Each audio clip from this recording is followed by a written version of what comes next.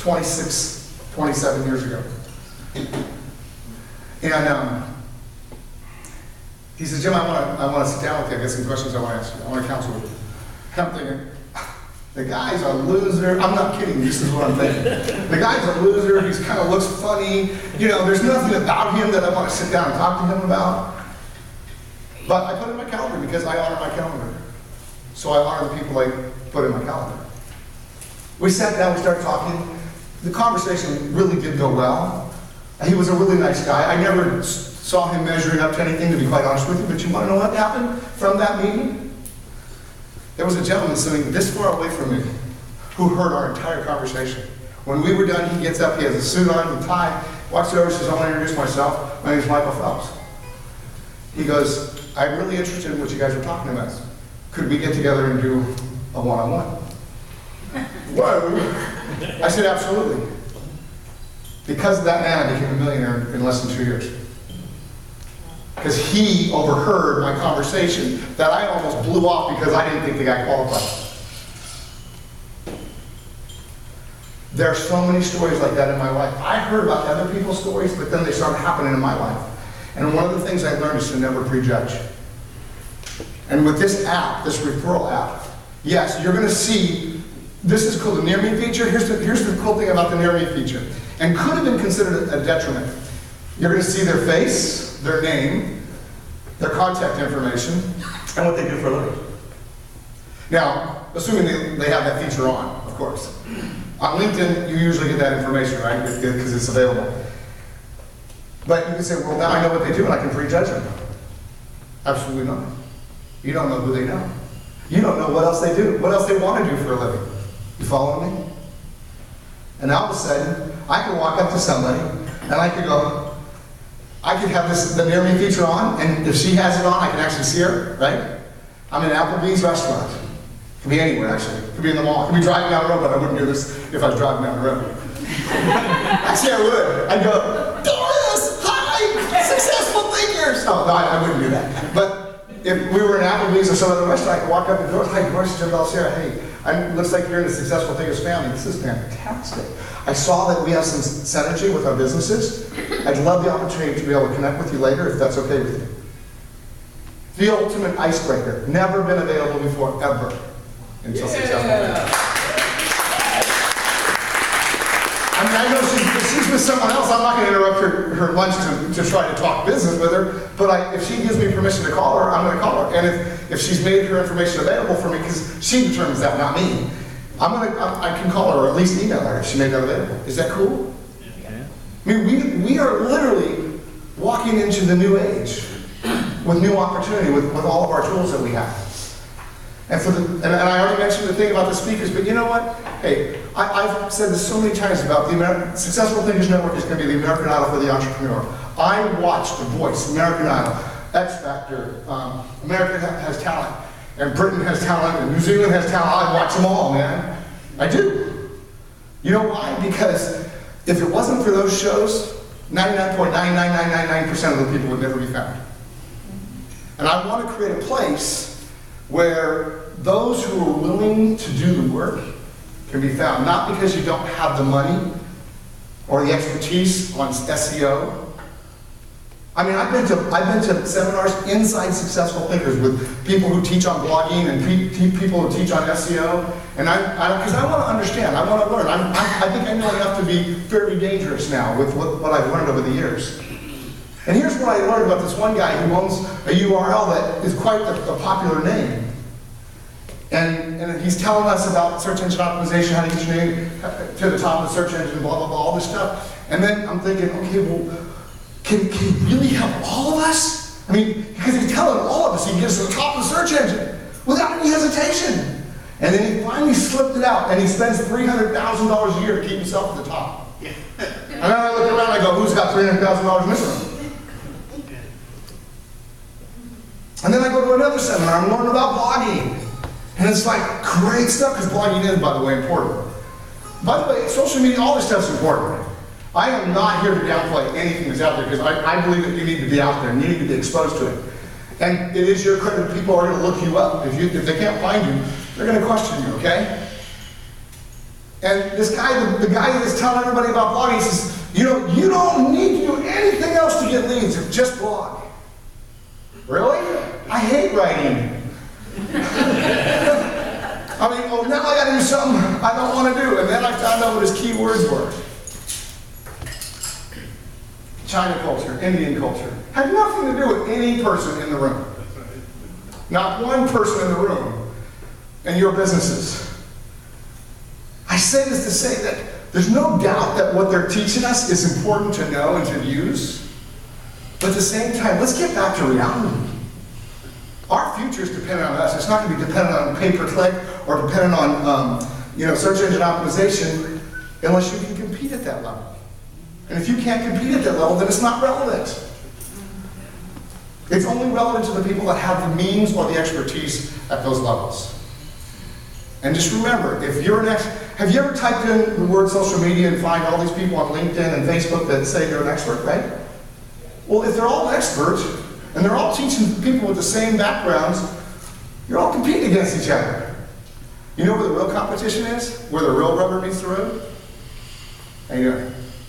I'm Jim Belcher. It's this right here. When I was back in 2005, I was getting hammered by the people that had pay-per-click and search engine optimization down. They were hammering me. I mean, I was like eating their dust. And it just killed me to see these people who had never been successful in the industry I was in at the time just smoke me and make me look like I'm nothing. But I stayed the course to what I was really good at. What I was good at was talking to people and building relationships. And enough years passed by, two or 3 years passed by, those people who grew large, fast, successful, financially rewarding businesses ended up with nothing. Because they never built loyalty. They never built relationships. So people that they brought into their world had no reason to stay in their world because they never connected in that world. Are you following me? I have a question. Yes, sir. When you pressed shook my hand, I was thinking, oh, this is the LinkedIn with the human touch. Yes, that's exactly right. Did you hear what he just said? This is LinkedIn with the human touch. When somebody asks me about my new app, they go, it sounds like LinkedIn. I go, except it's face-to-face. There's a lot more to it than that, obviously, but he's 100% correct. Yes, sir. I like the sign that Harry's has out front that says, no, we don't have Wi-Fi, talk to one another. It really? Yeah. That's awesome.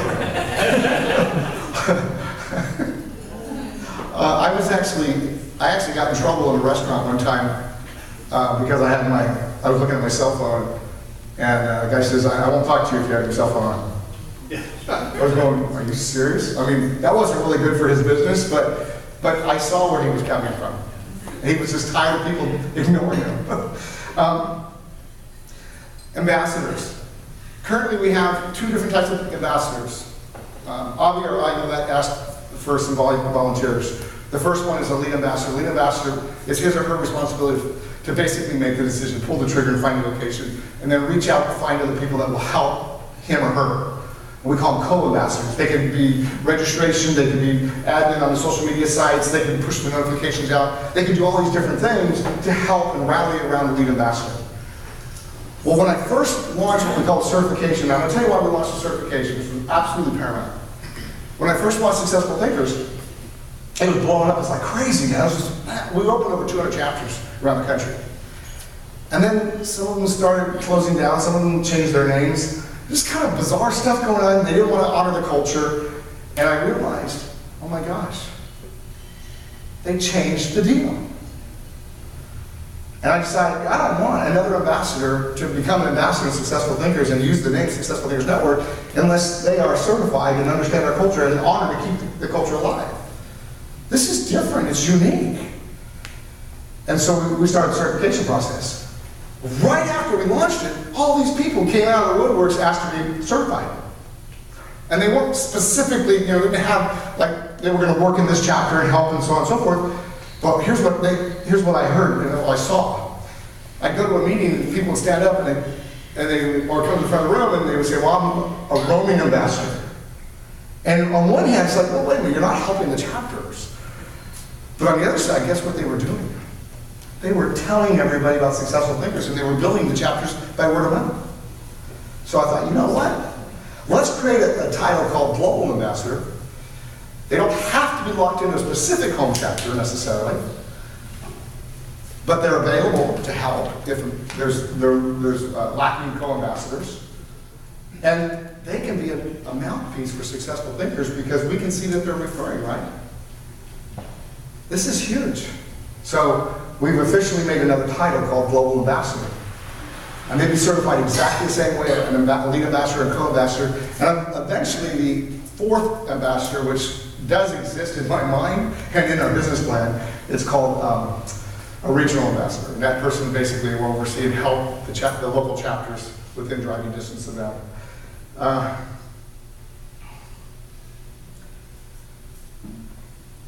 You know, when I first launched Successful Thinkers, we were asked, well, Jim, you know, there's more than one real estate agent in here, or there's more than one mortgage broker, there's more than one web designer. You know, with some of the other organizations, you know, they have a limitation of one. And I understand that. I said, but let me share something with you that I've experienced, and maybe you can help me on this. Where someone didn't really fit in. And because they were the only ones that held the spot of a mortgage broker or a real estate agent, everybody's supposed to refer people to that person, but they didn't like that person. Are you following me? Yeah. And I'm going to tell you what my answer has been from day one. May the best man or woman win. If there's two real estate agents in the same row, guess what? I'm going to tell you who's going to win the deal. The one that is liked, not the one who's not liked. There's not an entitlement thing. It's not like our kids growing up and thinking they're entitled to stuff, man. This is not entitlement. Success is not entitlement. The better we get at developing ourselves and developing these relationships with people, man, the world's our oyster. I never knew that a guy that was, you know, parted his hair down the middle, wore clip-on ties, knew nothing but construction, could end up building multi-million-dollar businesses that is incorporated with just people. That's me. But I went through this transformation. I started getting all this personal development, going to all these seminars, learning all these things that could help me fit in better, relate better, understand people. You use the tools that we're handing to you on a silver platter for free, along with this right here. How hungry are you? How hungry are you to either change your life, go to another level? This story, I've told this story a handful of times over the years. If you've heard my CDs, by the way, they're free too, by the way. You can download, well, not this week. Steve said he'll re-hook it back up next week. But Within a Million Are Mine. There's 14 lessons in there. And this story resonates with me and has resonated with me from day one. It's a story about a guy who had a mentor. Somebody that he looked up to and respected. And they were on the beach in the ocean, and the mentor said, well, let's go out and get away from everybody. Let's go out and talk in the water. And so they walked out in the water, they were knee level, and they're just having a conversation, and the mentor just kept walking them out like this. And they kept getting deeper, eventually got up to here, eventually got up to here. He says, here, let's just go a little further. He says, dude, man, it's like, the water's already kind of coming in my mouth here, let's stop. And he says, no, let's go a little bit deeper. So we're here. And he didn't know that I was a swimmer and I could hold my breath for 2 minutes. Because then he says, so, Jim, I want to do something. I want to try something. What's that? He said, I want you to hold your breath. I want you to go into the water.